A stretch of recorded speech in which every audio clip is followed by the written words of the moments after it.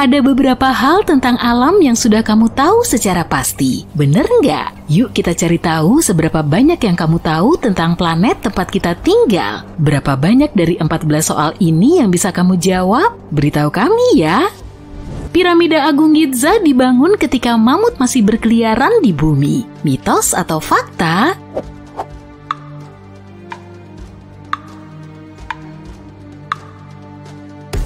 Ini fakta. Piramida paling terkenal di dunia ini dibangun sekitar 500 tahun sebelum mamut berbulu punah sekitar 4000 tahun lalu. Habitat terakhir mereka yang diketahui adalah Pulau Wrangel yang dingin dan sepi di Laut Arktika yang mungkin gak sedingin sekarang. Ada lebih banyak pohon di bumi daripada bintang di Bima Sakti. Apakah ini mitos atau fakta?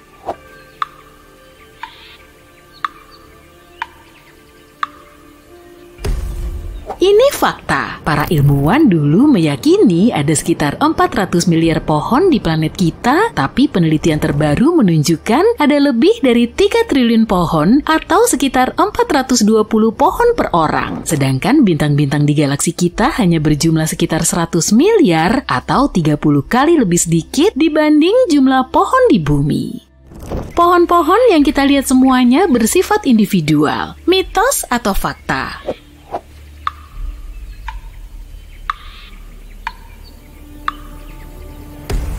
Ini mitos yang salah. Sekitar 90% pohon di bumi saling terhubung oleh filamen miselium. Filamen ini mengirimkan sinyal peringatan saat dalam bahaya dan saling bertukar nutrisi. Ini seperti internet bawah tanah. Selain itu ada juga organisme seperti pando misalnya yang merupakan makhluk hidup terbesar di planet ini. Penampakannya seperti hutan lebat yang dipenuhi pohon aspen. Sebenarnya pando pada dasarnya adalah satu pohon raksasa dengan akar-akarnya yang saling terhubung di bawah tanah. Kita meminum air yang sama dengan yang diminum dinosaurus ratusan juta tahun yang lalu. Mitos atau fakta?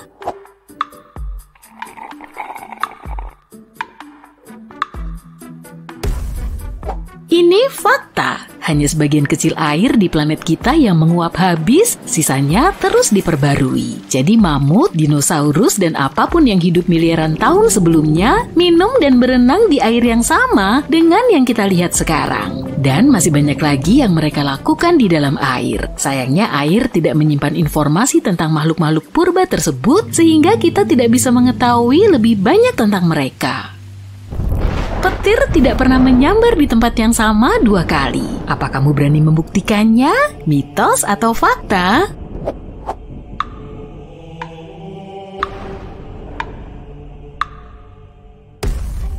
Bagus deh kalau kamu nggak berani. Petir bisa saja menyambar tempat yang sama berkali-kali. Ini mungkin terkesan acak, tapi muatan listrik dari langit tertarik ke arah objek tertinggi di area badai petir. Selain itu, material penyusun objek ini juga berpengaruh. Bukan kebetulan bahwa penangkal petir pada bangunan sebagian besar terbuat dari campuran tembaga dan aluminium. Kedua logam ini termasuk bahan paling konduktif sehingga mampu menarik petir dengan sangat efisien.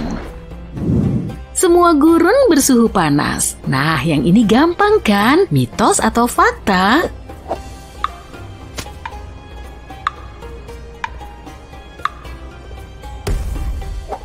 Kalau kamu menebak ini mitos, maka kamu benar. Gurun dikategorikan bukan berdasarkan suhunya, melainkan berdasarkan ada tidaknya pertumbuhan dan kehidupan di sana. Gurun yang paling terkenal adalah Sahara, tentu saja, dan di sana memang sangat panas. Gurun terbesar di dunia yang sebenarnya adalah Antartika, yang ukurannya hampir 2 kali lipat gurun Sahara. Suhunya bahkan tidak bisa dibilang hangat. Ini adalah gurun kutub, dan masih ada beberapa lainnya di planet kita, contohnya Greenland.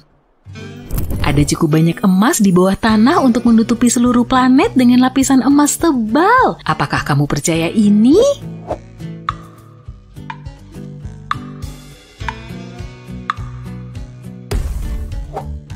Sebaiknya kamu percaya karena ini benar. Sejak tahun 1950, manusia sudah menambang hampir 200.000 ton emas. Jika seluruh logam ini dijadikan sebuah kubus, maka kubus itu akan memiliki sisi-sisi sepanjang 21,3 meter. Data terbaru dari para ilmuwan mengonfirmasi adanya cadangan emas yang sangat besar di dalam inti bumi. Logam ini cukup untuk menutupi seluruh planet hingga setinggi lutut manusia. Masalahnya kita tidak bisa menambangnya dari sana. Sayang sekali ya. Bulan dan Mars sudah terpetakan dengan lebih baik dibanding lautan di bumi. Ini nggak mungkin kan?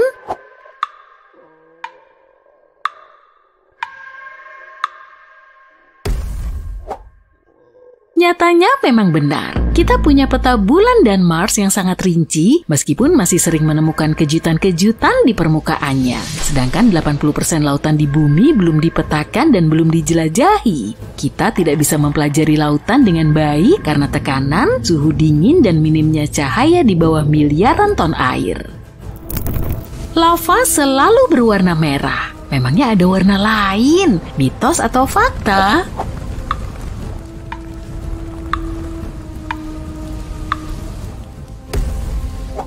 Mitos, biasanya lava berwarna merah atau oranye karena umumnya berupa lelehan batuan dari perut bumi. Tapi ada satu gunung berapi di Indonesia yang lavanya berwarna biru dan bercahaya. Namun itu hanya pada malam hari, pada siang hari lavanya terlihat normal. Tidak ada misteri di baliknya, hanya berlimpahnya gas belerang. Gunung berapi ini juga memiliki danau kawah asam terbesar di dunia. Air di sana sangat biru kehijauan hingga membuat siapapun ingin menceburkan diri, tapi kamu mungkin sudah bisa menebak kalau itu berbahaya. Api di gunung berapi ini juga berwarna biru dan merupakan api biru terbesar di dunia, membumbung setinggi 4,9 meter. Pernah melihat kompor gas menyala kan? Di sini prinsipnya kurang lebih sama.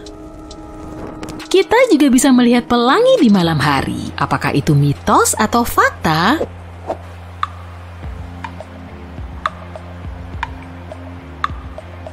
Ini benar adanya, dan bahkan ada namanya untuk fenomena ini, yaitu busur bulan. Disebut juga pelangi bulan, peristiwa ini sangat langka. Ini mirip dengan pelangi biasa, hanya saja muncul pada malam saat cahaya bulan terang setelah hujan turun. Ada juga yang disebut pelangi api, mitos atau fakta?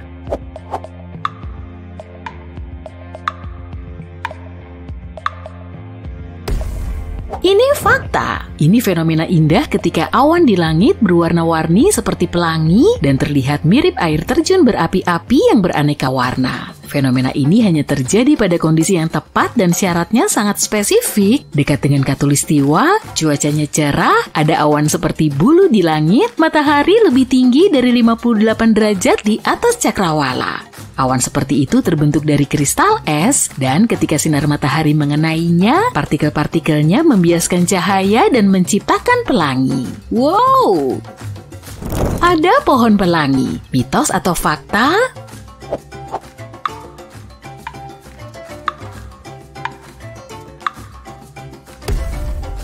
Kalau kamu meragukannya, aku senang karena foto yang satu ini bukan hasil editan loh. Ini adalah eukaliptus pelangi dan kulit kayunya benar-benar memiliki semua warna pelangi. Tanaman eukaliptus ini merontokkan kulit kayunya pada waktu yang berbeda setiap tahun. Setiap kali bagian yang tua lepas, pohon ini pertama-tama menampakkan kulit kayu berwarna hijau terang yang bersembunyi di bawahnya dan kemudian bisa berubah menjadi warna apa saja. Ada berbagai macam warna, oranye, merah marun, biru, bahkan ungu. Batu bisa bergerak sendiri. Mitos atau fakta?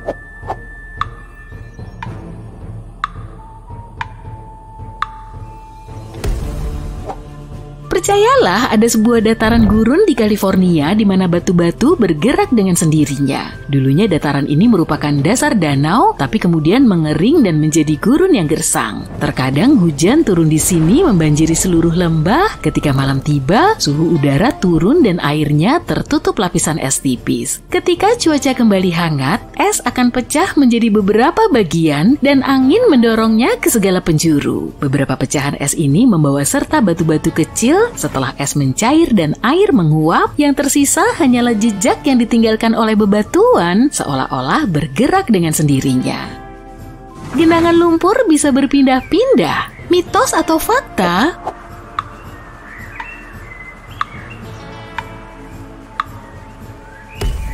Faktanya, para saintis asal Tiongkok baru aja nemu objek menarik di bulan berupa kristal unik. Kristal ini mengandung unsur yang bisa menggantikan bahan bakar nuklir. Emangnya unsur apa sih? Kita cari tahu yuk. Komposisi bulan kita masih jadi misteri. Misi Apollo sudah diluncurkan setengah abad yang lalu, dan sejak saat itu belum ada lagi yang mendarat di bulan. Jadi kita kesulitan untuk menelitinya. Tapi belakangan ini ada gebrakan baru. Jadi pada Desember 2020 lalu, saintis Tiongkok ngirimin probe Chang'e 5 menuju bulan. Nama misi itu diambil dari dewa bulan Tiongkok, Chang'e. Puitis banget ya. Probe ini terbang ke sisi terdekat bulan selama berhari-hari untuk menggali permukaan dan batuan di sana, lalu kembali lagi ke bumi.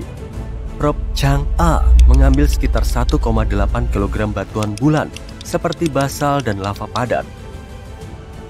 Meski kedengarannya biasa aja, misi ini telah jadi terobosan loh. Kita belum pernah mendapat sampel bulan sejak tahun 1976. Fungsi sampel ini sangat penting untuk menyingkap sejarah dunia kita. Para saintis telah lama mikirin proses terbentuknya bulan. Meski ada banyak teori, mereka masih belum bisa nemu bukti kuatnya. Tapi berkat misi ini dan sejumlah simulasi komputer, mereka bisa nemu kebenarannya. Bulan terbentuk jutaan tahun yang lalu, saat ada planet Katai menabrak bumi. Ukurannya sedikit lebih kecil dari Mars. Pecahan bumi melayang di luar angkasa, tapi sebagiannya menetap di orbit kita.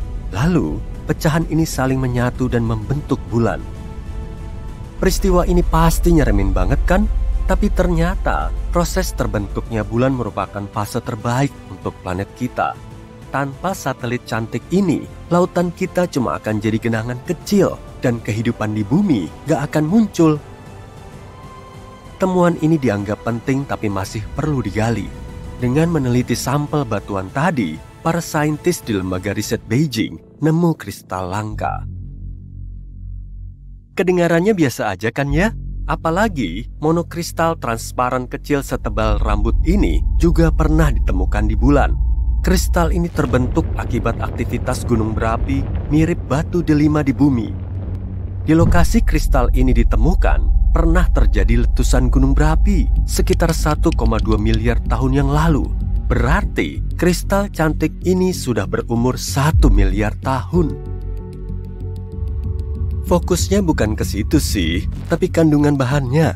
Kita belum pernah melihatnya. Peneliti dari Asosiasi Mineralogi Internasional telah mengonfirmasi komposisi ini nggak ada di bumi.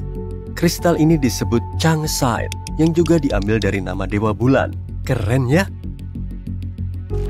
Komposisi ini termasuk mineral asing ke-6 yang ditemukan di bulan dan mineral pertama yang ditemukan oleh peneliti Tiongkok. Saat ini, Tiongkok menjadi negara ketiga di dunia yang membuat penemuan di bulan. Tapi kristal kecil ini bukan satu-satunya objek menarik yang mereka temukan. Setelah meneliti permata ini dan 140 ribuan partikel bulan, para saintis juga nemu helium-3. Helium-3 dianggap penting karena termasuk salah satu unsur yang menjadi bahan bakar matahari dan bintang lain di alam semesta. Kamu pasti pernah bilang, mataharinya terik banget, kayaknya neraka lagi bocor deh. Makanya banyak orang mengira matahari kita berupa bola api besar. Padahal bukan. Pembakarannya adalah proses lain yang juga disebut dengan fusi nuklir. Tahapannya cukup simpel kok. Selama reaksi ini, hidrogen pada bintang berubah jadi helium. Tapi sebetulnya, proses simpel ini menjadi salah satu reaksi paling brutal di alam semesta. Ada partikel yang benar-benar bergolak di dalam matahari. Inti hidrogen yang keluar masuk saling tolak-menolak karena semuanya bermuatan positif. Jadi, Hidrogen ini terus bergolak dan menetap di dalam kalau nggak dipicu oleh bintangnya sendiri. Ternyata bintang punya gravitasi kuat yang mencengkeram miliaran atom dan menyatukannya. Atom yang menyatu kemudian menghasilkan unsur berat baru seperti helium. Selama reaksi, atom ini memancarkan banyak energi keluar angkasa. Makanya matahari kita jadi membara. Di waktu yang sama, sang bintang juga menyebarkan banyak energi. Lalu apa sih helium-3 itu? Kalau aja matahari kita bisa ngomong, mungkin unsur ini bakal bikin matahari berkomentar begini. Santai aja dong. Fungsi atom helium-3 melepaskan lebih banyak energi daripada fusi nuklir biasa. Tapi helium-3 nggak mencemari atmosfer dengan unsur berbahaya seperti radiasi. Di bumi, cuma ada sekelumit helium-3. Keberadaannya di atmosfer cuma sekitar 1:1 juta. Helium-3 ini juga terus-terusan berusaha melepaskan diri keluar angkasa. Mungkin karena udah nggak betah tinggal di bumi ya. Tapi belakangan ini, para saintis nemu helium-3 dalam jumlah banyak di bulan kita. Rupanya, ada lebih banyak helium-3 di bulan daripada di bumi karena pengaruh angin surya. Matahari menempa bulan dengan helium-3-nya selama miliaran tahun. Jadi, unsur ini telah bertebaran di banyak titik. Meski jumlahnya nggak sebanyak di Jupiter dan Saturnus, energi yang dilepaskan helium-3 sangat besar. Kalau diestimasi, sekitar 25 ton helium-3 bisa nyuplai energi seantero Amerika Serikat sepanjang tahun. Saat ini, ada sekitar 35.000 ton helium-3 di planet kita, dan lebih dari 1 juta ton di bulan. Sumber daya sebanyak ini bisa ngasih cadangan energi Amerika Serikat selama ribuan tahun. Jadi kemungkinan, helium-3 bisa dijadikan sebagai sumber bahan bakar baru. Dan kualitasnya lebih bagus dari bahan bakar nuklir di semua aspek. Helium-3 nggak akan ninggalin limbah dan radiasi berbahaya. Unsur ini juga lebih kuat dan kurang berbahaya. Jadi, energi yang ramah lingkungan dan efisien ini bisa jadi revolusi penting di planet kita. Keren banget kan? Terus, tunggu apa lagi? Kita tinggal cari alat untuk mulai menggali kan? Tapi ada kendalanya. Kita nggak punya alat yang bisa sekuat dan sepanas bintang. Untuk menggunakan helium-3, kita perlu suhu super panas dan tekanan tinggi. Kita juga perlu reaktor termonuklir yang belum diketahui cara pembuatannya. Meski suhu dan tekanannya bisa sampai ke titik yang pas, kita belum tahu cara menangani helium-3 dengan benar. Jadi meskipun stoknya melimpah, kita belum bisa memanfaatkan unsur ini. Meski begitu, helium-3 emang menggiurkan. Makanya banyak negara mulai berlomba-lomba untuk mendapat sumber daya bulan ini. Setelah Chang'e 5 nemu endapan helium-3 baru di sisi terdekat bulan, kompetisinya semakin sengit. Bahkan Tiongkok mulai merencanakan misi bulan baru, Chang'e 6, pada tahun 2024. Selama misi ini, mereka mau ngambil sampel pertama dari sisi jauh bulan. Ternyata, pencarian kristal bulan ini penting banget bagi kita. Kristal ini bisa ngebantu kita nyari alternatif baru untuk menghasilkan helium-3. Dan kalau berhasil, manusia akan memasuki era baru. Tapi kita perlu mengatasi beberapa kendala dulu. Gimana cara ngangkut kristal bulan ini ke bumi? Gimana cara memproduksi energi dari... Udara tiba-tiba jadi dingin. Suhu sekitar langsung ngedrop ke bawah 0 derajat Celcius. Tubuh seketika menggigil meski salju nggak terlihat turun.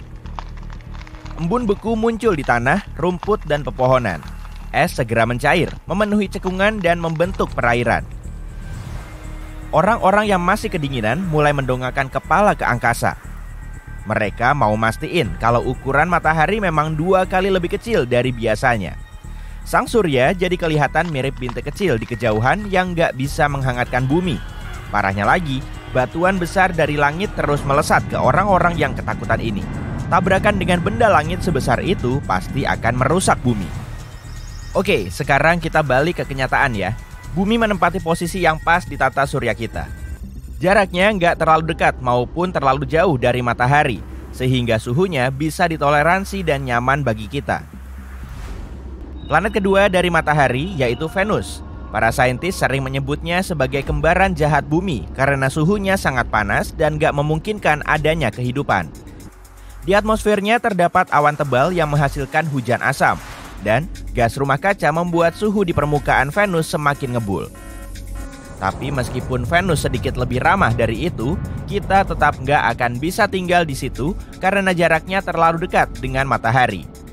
Kalaupun ada air yang berbentuk cair, pasti akan langsung menguap dan menutup kemungkinan adanya kehidupan.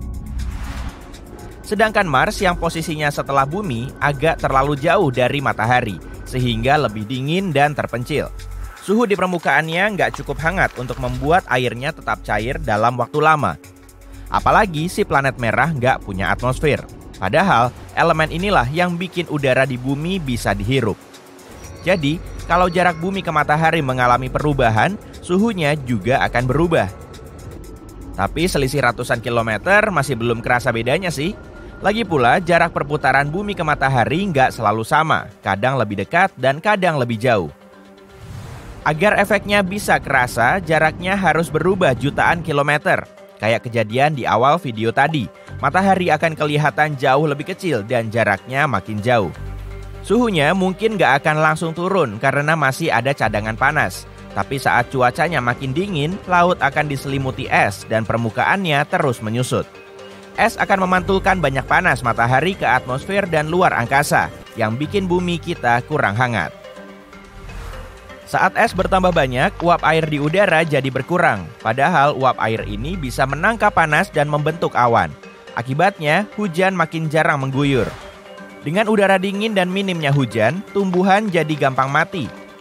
Area beres dan tanah tandus terus meluas, menyisakan sedikit pinggiran sungai untuk sementara waktu.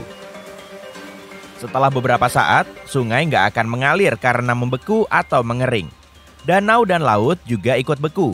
Kehidupan di sekitarnya akan musnah. Setelah tumbuhan mati, makhluk hidup lain terkena imbasnya. Bumi kita akan berubah jadi gurun beku. Kamu masih ingat sama batu raksasa yang disebutin di awal video tadi kan? Itu adalah asteroid dari luar angkasa yang muncul karena pergeseran orbit bumi. Sebagai planet terbesar di tata surya, Jupiter bisa melindungi kita dari batuan luar angkasa. Masanya sangat besar, jadi kebanyakan asteroid dari luar angkasa bisa terperangkap oleh gravitasi Jupiter, lalu jatuh ke permukaannya. Di Jupiter nggak ada kehidupan, permukaannya berwujud gas. Jadi semua asteroid yang masuk ke situ akan hilang tanpa bekas. Tapi sebagian asteroid tetap bisa lolos dari Jupiter. Nah, kalau ini gilirannya Mars. Si planet merah akan menahan sabuk asteroid di antara Mars dan Jupiter. Massa kedua planet ini menghasilkan medan gravitasi yang mencegah asteroid terbang ke sembarang arah dan menabrak sembarang objek. Kalau nggak ada Mars di antara bumi dan sabuk asteroid, kita akan lebih sering dihujani meteor daripada hujan biasa. Semisal posisi bumi berada di Mars, maka planet kita akan menjauh ratusan juta kilometer dari matahari. Massa bumi kurang lebih sama dengan Mars, jadi sabuk asteroid nggak akan bergeser. Tapi suhu di dalamnya akan ngedrop dan memicu kepunahan. Kalau bumi kita bergeser tapi Marsnya tetap di tempat, bisa dipastikan akan terjadi bencana. Kedua planet gak akan bisa mengorbit matahari pada kecepatan yang sama karena masanya gak sama. Bumi dan Mars juga akan bertabrakan. Kalau dilihat-lihat dari kecepatannya, kedua planet ini akan hancur dan mungkin akan menghasilkan sabuk asteroid baru di tata surya kita. Kalau bumi mendekati matahari, kita nggak akan bisa apa-apa lagi. Selain besar, matahari juga panas dan nggak bersahabat. Panasnya akan melelehkan gletser di bumi dan menaikkan permukaan air laut secara drastis. Air akan langsung membanjiri sebagian besar benua dan daratan semakin menyusut. Artinya, penyerapan panas terus bertambah sehingga menyebabkan kenaikan suhu. Perairan luas juga cepat menguap, lalu melepaskan banyak uap air dan karbon dioksida ke atmosfer. Karbon dioksida adalah gas rumah kaca yang menyerap panas dan uap air. Kedua zat ini akan menjebak lebih banyak panas matahari dan membentuk awan tebal. Kondisinya mirip banget kayak di Venus, tapi tanpa asam. Lapisan awan tebal ini juga bikin planet kita semakin panas. Pada akhirnya, seluruh permukaan bumi akan terus memanas, hingga kebanyakan makhluk hidup nggak mampu bertahan. Hanya segelintir makhluk hidup tahan banting yang bisa bertahan di suhu setinggi itu. Misalnya, hewan gurun. Hujan tetap akan turun sih, tapi nggak bikin suhunya dingin. Tumbuhan akan sulit beradaptasi di lingkungan baru yang bersuhu panas. Tumbuhan di daerah dingin akan cepat layu, kemudian mati, dan akhirnya tumbuhan yang hidup di daerah beriklim sedang sampai tropis juga ikut mati. Bumi akan berubah jadi bola batu yang tandus lagi, tapi kali ini oleh panas. Jarak bumi ke matahari, kemiringannya, kecepatan rotasinya, orbitnya terhadap matahari, dan bahkan kehadiran bulan sebagai satelit alaminya sangat penting bagi kehidupan di bumi. Kalau bumi nggak sedikit miring ke matahari, Khatulistiwa bakal panas banget dan kedua kutubnya bakal dingin banget. Musim juga nggak akan berganti. Yang ada cuma musim panas dan musim dingin berkepanjangan. Planet kita mendapat panas secara merata dari segala sisi dengan kemiringan dan rotasinya sekarang. Jadi mirip kayak barbeque yang lagi dipanggang. Saat salah satu sisinya menghadap matahari, sisi lainnya gelap dan dingin. Kalau nggak ada perbedaan siang dan malam, kita mungkin cuma bisa menempati beberapa area dengan senja berkepanjangan. Bayangin aja, hidup tanpa matahari terbit dan terbenam pasti bakal suram banget. Bumi sudah bikin kita nyaman dengan kondisi normalnya, iya kan?